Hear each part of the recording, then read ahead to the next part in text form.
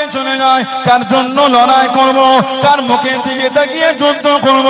আল্লাহ নবী সাহাবাদের বিবিরা, সাহাবাদের মায়েরা, বাড়ির মহিলারা সীমানাটা কাট করে দাঁড়িয়ে গেলেন। সাহাবাদের জানিয়ে দেন, ও রাসূলুল্লাহ সাহাবা, কাউকে বাড়িতে ঢুকতে দেবো না, কাউকে বাড়িতে আসতে দেবো না। যাবার সময় আল্লাহ নবীকে সাথে সাথে করে নিয়ে গেলেন। আসার সময় কেন একা একা ফেরেন?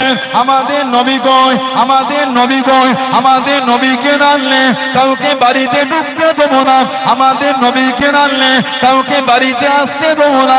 আমাদের নবী কই?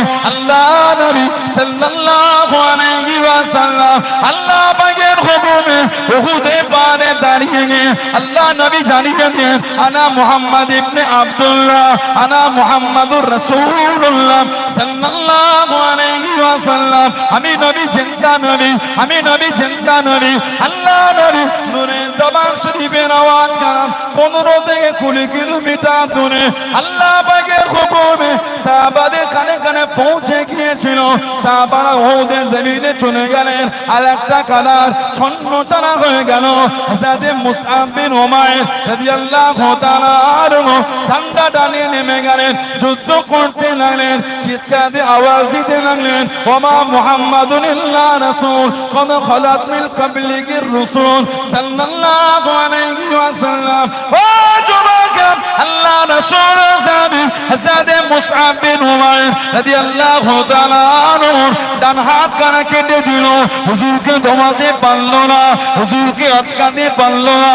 আল্লাহ দিয়ে দিল যুদ্ধে ঝান্ডাখানা বাম হাতে করে তুলে নিয়ে যুদ্ধখানা চালিয়ে যায়, যুদ্ধখানা করে যায়। আল্লাহ রাসূল সাহাবীকে দমাতে পারল না। কাফে বেদি বেঈমানে দলেরা আল্লাহ রাসূল সাহাবী বাম হাত কানা কেটে দিল। হুজুরকে দমাতে পারল না, হুজুরকে আটকাতে পারল না। ও যুবকেরা, যুদ্ধে ঝান্ডাখানা দাঁড়িয়ে টুকনি করেছে, মুখটাকে ঘুরিয়ে দেয়, ঝান্ডা কানা তুলে যুদ্ধখানা চালিয়ে যায়। জনে বলুন সুবহান, আর একটু জনে বলুন সুবহান। ডান হাতে যুদ্ধের ঝান্ডা, ডান হাতে